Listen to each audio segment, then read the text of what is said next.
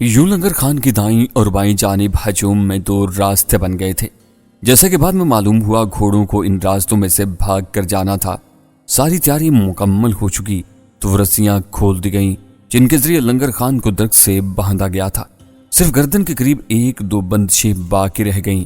لنگر خان کا رنگ اب کورے لٹھے کے مانند سفید دکھائی دیتا تھا۔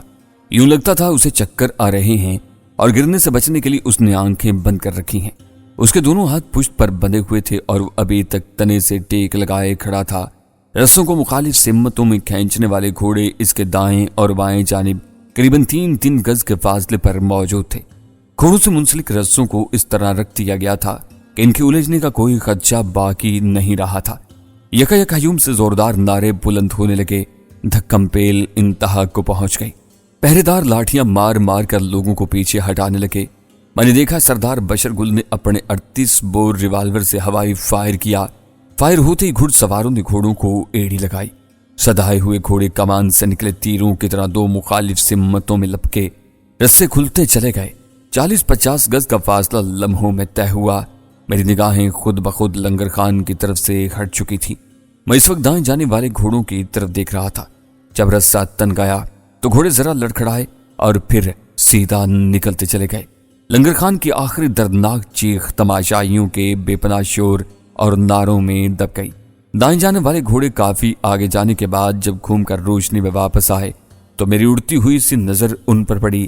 ان کے عقب میں خون آلود چیتڑوں میں لپٹی ایک ناقابل شناخت چیز کھسٹتی چلی آ رہی تھی۔ میں کوشش کے باوجود اس چیز پر دوبارہ نگاہ نہیں ڈال سکا۔ تاریخ گواہ ہے کہ فتح کا جشن اکثر و بیشتر لاشوں کے انباروں پر منایا جاتا ہے۔ ان میں دشمنوں کی لاشوں کے علاوہ فاتح فوج کے اپنے سپاہیوں کی لاشیں بھی ہوتی ہیں۔ پاؤدا بستی میں اگلی رات جشن کا سما رہا۔ ہوائی فائرنگ ہوتی رہی، منچلوں کی ٹولیاں رقص کرتی رہیں اور جگہ جگہ بھڑکتے الاؤ رونق افروز منظر پیش کرتے رہے۔ سردار بشر گل کے جھونپڑے میں زبردست میٹنگ ہو رہی تھی۔ اس میٹنگ میں بشر گل کے علاوہ لشکر خان، صوبیدار مرجان اور ایس پی برکت وغیرہ بھی شامل تھے۔ بشر گل اور لشکر خان مجھے بھی اس مباحثے میں شامل کرنا چاہتے تھے، لیکن میں نے انہیں بتایا کہ ایس پی برکت اور صوبیدار مرجان میرے افسران اعلیٰ ہیں۔ میں ان کے برابر بیٹھ کر میٹنگ میں حصہ لوں گا تو میرے کان کھینچ کر لمبے کر دیں گے۔ بشر گل اور لشکر خان کو میری یہ وضاحت مطمئن نہیں کر سکی تھی۔ بہرطور انہوں نے اپنی بات پر زور نہیں دیا تھا۔ میں چاہتا تو میٹنگ میں شریک ہو بھی سکتا تھا، لیکن مجھے وہاں ہونے والی طویل اور خشک گفتگو سے کوئی دلچسپی نہیں تھی۔ یہ گفتگو لشکر خان اور اس کے ساتھیوں کے مستقبل کے بارے میں ہو رہی تھی۔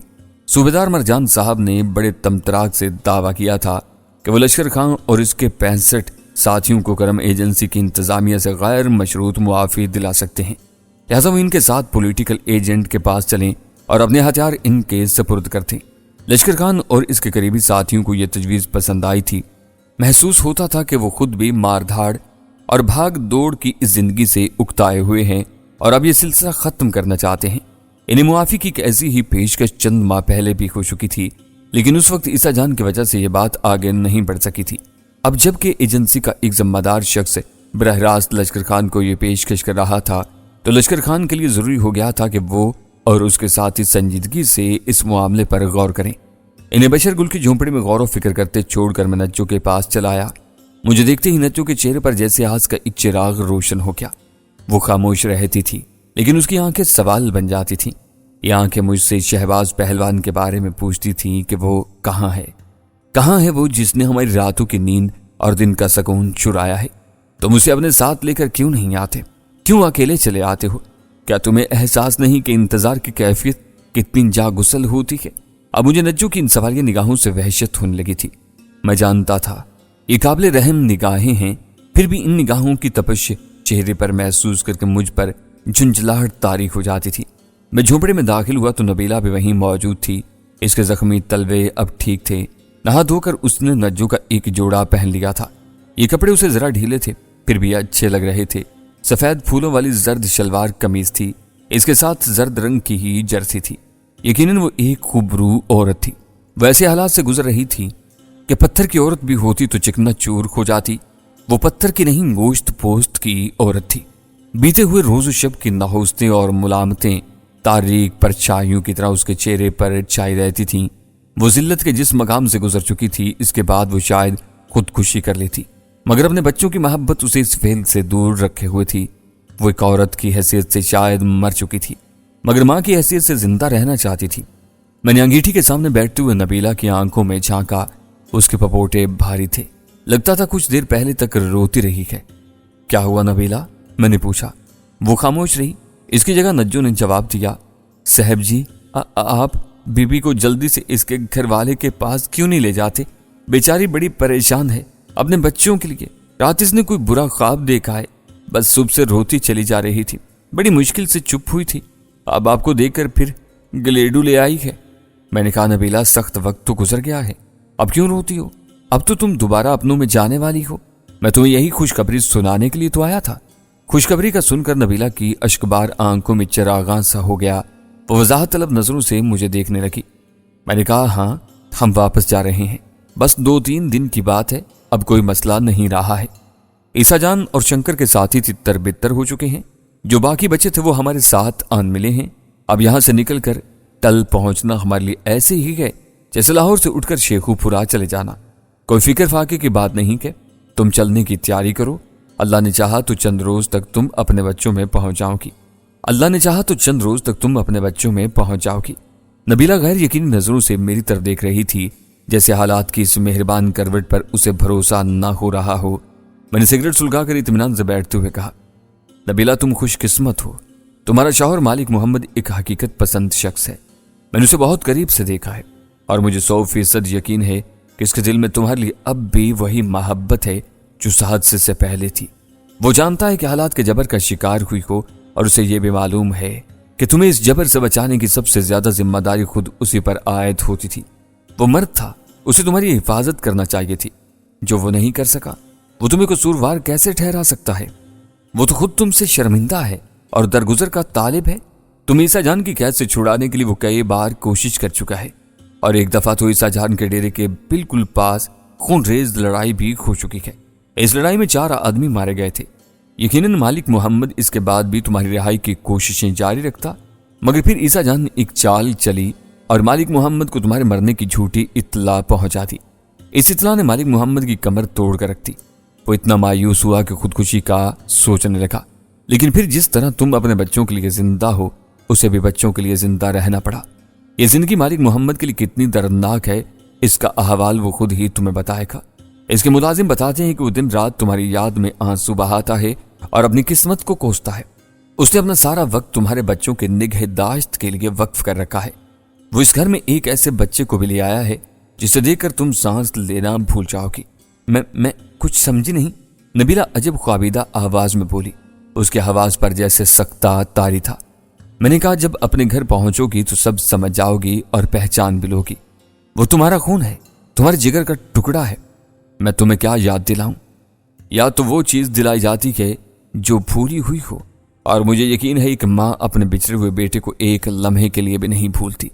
نبیلہ کی متورم آنکھوں میں ایک دم حیرت کا سمندر موجزن ہو گیا اور وہ رو دینے والی آواز میں بولی، خدا کے لیے پہیلیاں نہ بجھوائیے، مجھے بتائیے کس کی بات کر رہے ہیں آپ؟ میں نے مسکراتے ہوئے کہا، تمہارے پہلے بیٹے یوسف کی۔ یوسف اب تمہارے گھر میں ہے اور تمہارے دیگر بچوں کے ساتھ رہ رہا ہے۔ مالک محمد اسے لاہور سے ڈھونڈ کر لایا ہے۔ وہ کہتا ہے یوسف اب اسی کے گھر میں پرورش پائے گا۔ اسے اپنے بچوں سے بڑھ کر پیار دے رہا ہے، اور مجھے یقین ہے کہ دیتا بھی رہے گا۔ نبیلہ حیرت کا بت بنی آنکھیں پٹپٹا رہی تھی۔ تمہاری جدائی نے مالک محمد کو بہت بدل دیا ہے نبیلہ، میں نے بات جاری رکھتے ہوئے کہا۔ اب تمہیں اس سے مل کر ایک خوشگوار حیرت کا احساس ہوگا۔ وہ اپنی ساری بری عادتیں چھوڑ چکا ہے، ساری پرانی صحبتیں اور محفلوں کو خیر بات کہہ چکا ہے۔ اب وہ 5 وقت کا نمازی ہے، دینداری کی باتیں کرتا ہے اور سر جھکا کر رزق حلال کمانے کی کوشش کرتا ہے۔ نبیلہ کے ہونٹ لرزنے لگے۔ وہ میری باتوں پر 50% سے زیادہ یقین نہیں کر پا رہی تھی، لیکن یہ 50% بھی اس پر شادی مرگ کی کیفیت طاری کرنے کے لیے کافی تھا۔ بالکل اچانک مجھے محسوس ہوا کہ وہ یہاں سے جانے اور شوہر سے ملنے کے لیے بری طرح تڑپ اٹھی ہے۔ وہ کچھ کہنا چاہ رہی تھی مگر کہہ نہیں پا رہی تھی۔ ایک اس نے لاچار ہو کر سر جھکا لیا اور ہچکیوں سے رونے لگی۔ اس کی چادر سر سے ڈھل کر کندھوں پر اتر آئی اور پھر زمین پر گر گئی۔ نجو نے چادر اٹھا کر دوبارہ اس کے سر پر ڈالی اور اسے چپ کرانے کی کوشش کرنے لگی۔ اسی دوران دروازے سے لشکر خان کی آواز ابھری۔ وہ مجھے باہر بلا رہا تھا۔ برادر اس نے مخصوص انداز میں آواز دی، ذرا باہر آ کر ہمارا بات سن لو۔ میں اٹھ کر باہر نکلا تو اپنی پگڑی کے پلتو سے رائفل کا دستہ چمکا رہا تھا اور بے خیالی میں مسکراتا بھی جا رہا تھا۔ مجھے دیکھ کر کہنے لگا، برادر وہ ایس پی برکت تمہارا افسر ہے؟ میں نے ہاں میں جواب دیا۔ وہ بولا، بس تمہارا افسری ہی اس کے کام آ گیا، ورنہ آج میٹنگ میں ہمارے ہاتھ سے ٹنڈا ہو گیا ہوتا۔ وہ اس پاگل کا بچہ نے جبار خان کو بوتنی کا کہا۔ ہم ایسا بے وقوف نہیں ہے کہ بوتنی کا مطلب نہ سمجھے۔ اس نے ہمارا ساتھی کو ماں کا گالی دیا تو اس کا مطلب ہم کو گالی دیا۔ ہم نے بندوق سیدھا کر کے اس کے کوپڑے کا نشانہ لے لیا۔ وہ تو عین وقت پر ہمارا دماغ کام کر گیا۔ ہم کو یاد آیا کہ یہ بدبخت ایس پی نہیں ہے، تمہارا افسر بھی ہے، بس اسی رشتے ہم نے معاف کیا اس کو۔ لیکن برادر اس چیڑی مار کا بچہ کو بتا دو کہ یہاں کسی کو بوتنی کا نہیں کہے گا، گالی نہیں چلے گا یہاں، اور اگر گالی چلے گا تو پھر گولی چلے گا۔ لشکر خان کی باتیں سن کر میری ہنسی روکنا مشکل ہو گیا۔ شیر کو سوا شیر مل گیا تھا۔ تکیہ کلام کے سبب اکثر لوگوں کو شرمندگی اٹھانا پڑتی ہے، اور محترم ایس پی صاحب کا تکیہ کلام تو تھا ہی فتنہ انگیز اور خیز۔ میں لشکر خان سے کہا، خان بھائی ناراضگی کی بات نہیں، یہ لفظ ایس پی نے غصے میں نہیں کہا، بس ان کے منہ سے نکل گیا، یہ تکیہ کلام ہے ان کا۔ تم سمجھتے ہو تکیہ کلام؟ ہم سب سمجھتے ہیں برادر، تکیہ کلام، تکیہ کہن اور پتہ نہیں کیا کچھ ایسی باتیں بہت سنا ہے ہم نے۔ اگر یہ ایس پی کا تکیہ کلام ہے تو پھر ہمارا تکیہ کلام رائفل ہے۔ وہ ہم کو اپنا تکیہ کلام مارے گا تو ہم اس کو گولی مارے گا، بس۔ میں نے ہنسی روکتے ہوئے کہا، اچھا چھوڑو اس بات کو، میٹنگ میں کیا فیصلہ ہوا؟ فیصلہ وہی ہوا جو ہونا چاہیے تھا۔ لشکر خان سیدھے سادے پٹھانی لہجے میں بولا، ہم کوئی بات ایر پیر سے نہیں کرتا۔ صوبیدار کا کہنا تھا کہ ہم سب اس کا ساتھ شہر چلیں، وہ ہم کو حکومت سے معافی لے کر دیکھا۔ ہم نے کہا یہ نہیں ہو سکتا، ہم سب بات مان رہا ہے لیکن وہاں جا کر معافی نہیں مانگے گا۔ حکومت خود یہاں کر ہم کو معافی دے، ہم معافی لینے سے انکار کرے تو پھر قصوروار ہے۔ جس وقت ہم کو معافی مل جائے گا اس وقت ہم اپنا ہتھیار، گولہ بارود سب کچھ ان کے حوالے کر دے گا۔ ہم میں سے ہر بندے کو ایک بندوق کے سوا اور کچھ نہیں چاہیے، اور وہ بھی اپنی حفاظت کے لیے۔ ہم بندوق چلانا نہیں چاہتا، ہم ہل چلانا چاہتا ہے، کھیت میں خون پسینہ گرا کر بچوں کے لیے روٹی پیدا کرنا چاہتا ہے۔ یقین کرو برادر، ہم اور ہمارا سب ساتھی زندگی سے عاجز آ چکا ہے۔ ہم ان سب کا طرف سے حکومت کو ضمانت دیتا ہے کہ وہ سب کا سب شریف آدمی بن کر رہے گا، اور اس وقت تک پھر قانون کو ہاتھ نہیں لگائے گا جب تک پانی ان کے سر سے گزر نہ جائے۔ میں نے پوچھا، کیا صوبیدار نے تمہاری تجویز مان لی ہے؟ لشکر خان نے اقرار میں سر ہلا دیا۔ صوبیدار اچھا آدمی ہے، اب تک جتنا بھی افسر یہاں آیا ان سب سے اچھا آدمی ہے، بلکہ ہم تو کہے گا کہ آج ایک ہی میٹنگ میں ہم نے حکومت کا سب سے اچھا اور سب سے برا افسر دیکھ لیا ہے۔ میں اس کا اشارہ سمجھ گیا تھا، وہ صوبیدار مرجان کے ساتھ ایس پی برکت کا ذکر کر رہا تھا۔ میں نے ہنستے ہوئے کہا، اب ایسی بھی بات نہیں ہے خان بھائی، ایس پی دیکھنے میں جتنے بد مزاج نظر آتے ہیں حقیقت میں ایسے نہیں۔ تم ان سے صرف ایک بار ملے ہو اور اتنی جلدی کسی کے بارے میں فیصلہ نہیں کیا جا سکتا۔ وہ بولا، بس ایک بار ملنے سے ہی جی بھر گیا، اب دوبارہ ملنے کا عوض نہیں ہے ہم کو۔ ہماری باتوں کے دوران ہی دور سے ایس پی صاحب تشریف لاتے نظر آئے۔ انہیں دیکھ کر لشکر خان بولا، بس برادر ہم چلتی ہے، وہ تمہارا ایس پی آتی ہے، اس نے اپنا تکیہ کلام بولا تو ہمارا مغز خراب ہو جائے گی۔ میں لشکر خان کو روکنے کی کوشش کی لیکن وہ اٹھ کر چل دیا۔ مجھے دیکھ کر ایس پی صاحب سیدھے میرے پاس آ گئے۔ میں نے اٹھ کر انہیں سلیوٹ مارا۔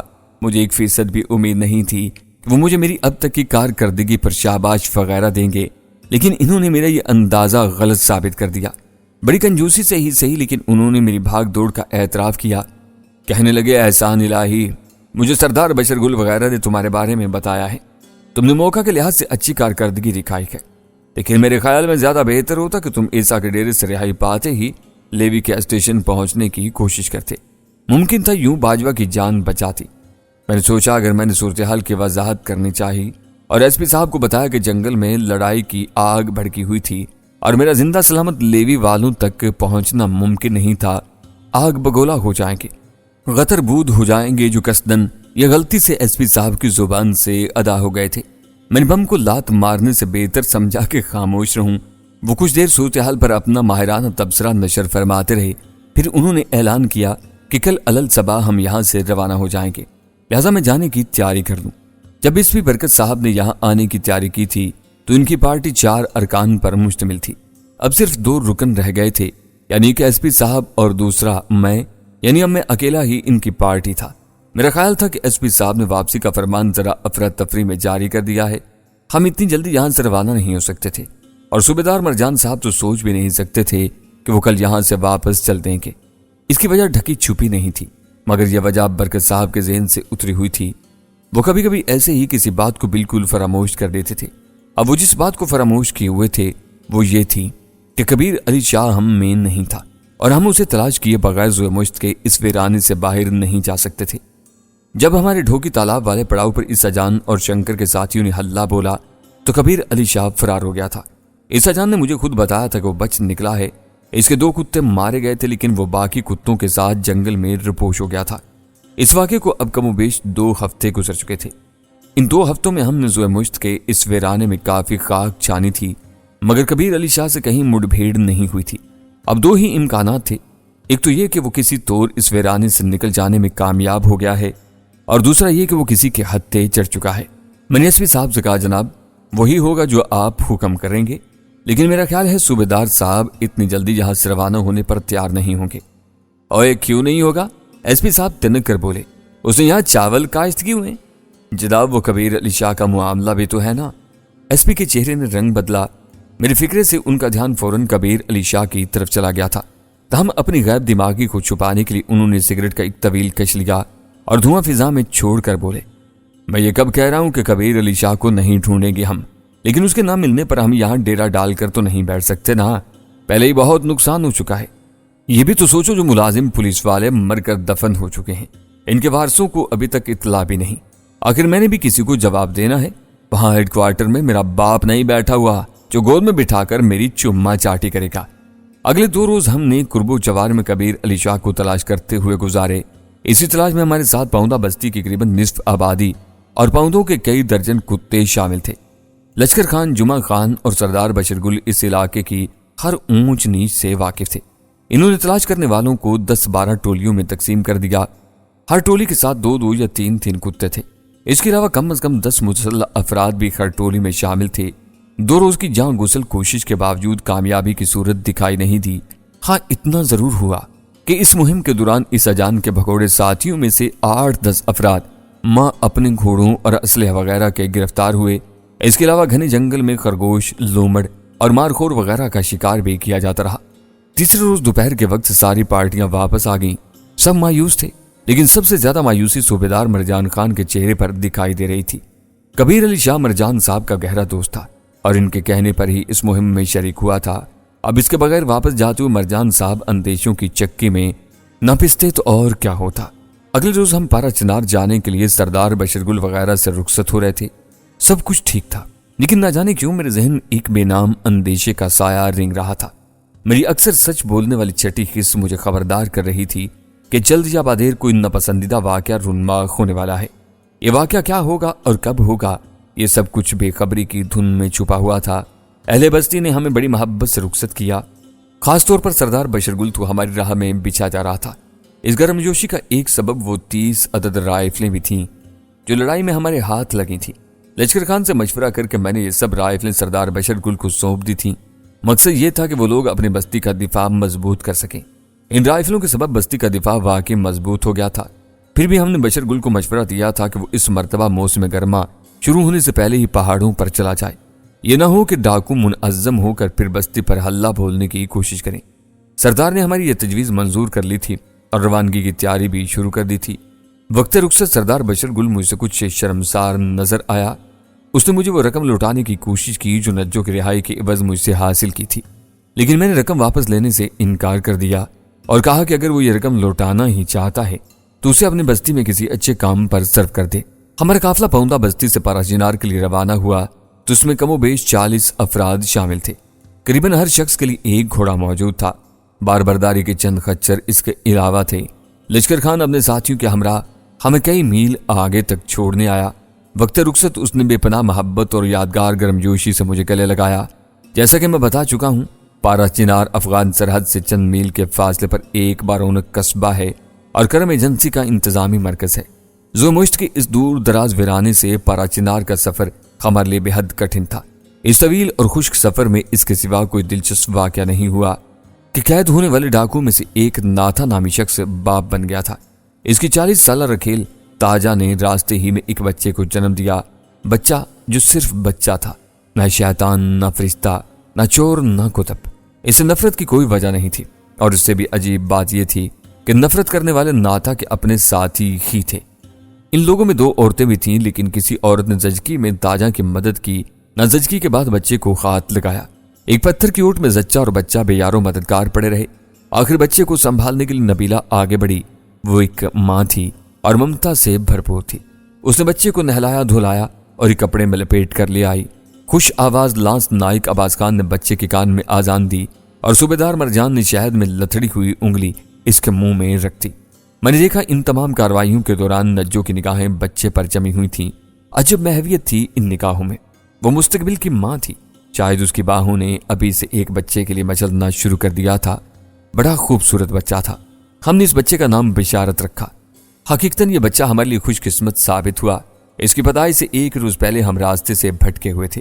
شارٹ کٹ لگانے کے چکر میں صوبیدار مرجان صاحب ہم ایک الجھے ہوئے راستے پر لے آئے تھے، تاہم اس روز ہمیں وہ مین سڑک نظر آ گئی جو چند آبی نادوں سے گزرنے کے بعد پارا چنار جا نکلتی تھی۔